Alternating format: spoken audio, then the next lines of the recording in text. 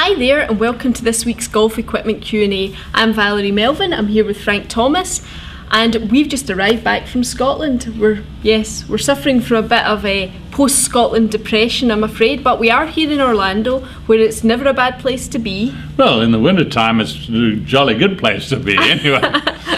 This week the subject of the Q&A is par. We had a question from John who wanted to know a little bit more, Frank, about the evolution of par over time. Can you shed some light on this? Yes, well, John, par is overemphasized. We pay absolutely too much attention to par, but it has changed over time, and it's a recommended distance for a particular hole, whether it's a par 3 or a par 4 or a par 5, and it's a range of distances. It's a range from a certain amount to, and that has changed.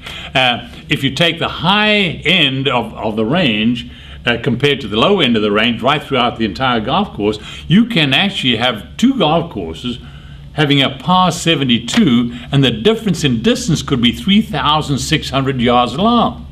So par is really not that important. And to show how sort of whimsical it is, let's look at Beth Page this year at the Open. Yeah. The seventh hole was a 525 yard hole, and it was considered a par 4, and it was rated as one of the more difficult golf holes based on a score average of about 4.36.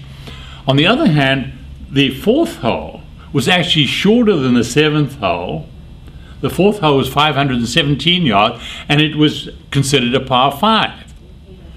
The rating on that particular hole, the average score was 4.7. If you suddenly decided to just change that hole into a par 4, it would have been the most difficult hole on the golf course. So that's how important par is. It's really not as important as what we make it out to be. However, we are people, we enjoy golf, we shoot under par or we shoot over par. So what I suggest you do is, if you find a par 4, which is too long for you, consider it a par 5. You can do whatever you want.